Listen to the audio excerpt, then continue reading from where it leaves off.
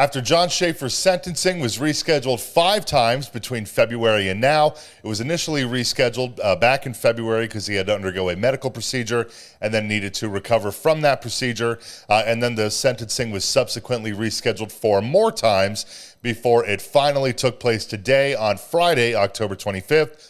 The sentencing, of course, is for his involvement in the January 6th Capitol riots. So in his sentencing today, he was sentenced to 3 years probation and ordered to pay $1,000 restitution and a mandatory $200 financial assessment. And back on October 14th, Blabbermouth obtained a sentencing memorandum.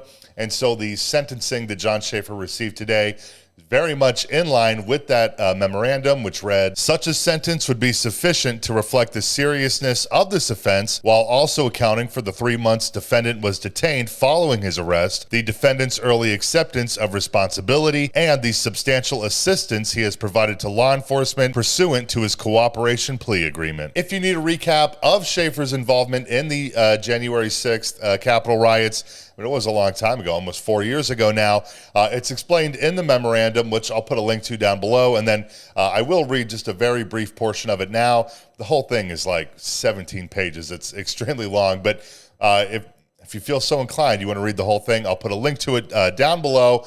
But I'm just going to read the portion of it that basically, I guess, explains the gist of things, which says, the defendant was one of the first 6 people to breach the Capitol through the doors on the northwest side of the building near the Senate Parliamentarian's office. Schaffer wore a tactical vest and a hat that read Oath Keepers Lifetime Member, and he was carrying a can of bear spray. The menacing conduct of Schaffer and the others at the front of the line forced officers to retreat and allowed the mob to start pouring into the Capitol through this entrance. The defendant's participation in the attack on the Capitol was not random. It was the culmination of weeks, if not months, of increasingly violent calls by Elmer Stewart Rhodes III, the leader of the Oath Keepers, to oppose the lawful transfer of power from Donald Trump to Joseph Biden. Schaffer was privy to some of these communications as an Oath Keepers member, and he marched with the Oath Keepers during an event in D.C. in November 2020 to oppose the results of the election. At the same time, Schaffer did not participate in the Oath Keepers' planning and coordination for the attack on the Capitol. He was not part of any of the group's encrypted chats for the January 6th operation, and he did not enter the Capitol with them on January 6th. For this reason, Schaffer was not charged with participating in a conspiracy with other Oath Keepers. Furthermore, Schaffer was inside the Capitol for less than 10 minutes and did not directly harm or seek to harm any officers or property during this offense. Schaffer also has been cooperative with law enforcement since he turned himself in 11 days after the attack, proffering several times with law enforcement and providing fulsome, credible, and relevant information. On April 16th, 2021, the defendant fully accepted responsibility and pled guilty pursuant to a cooperation plea agreement to 1 count of obstruction of an official proceeding and 1 count of entering and remaining in a restricted building or grounds with a deadly or dangerous weapon. The defendant was the first person to plead guilty to participating in the January 6th attack, and he agreed to permit the details of his cooperation plea agreement to be made public. You know, now that the whole saga from January 6th appears to be mostly over for Schaffer,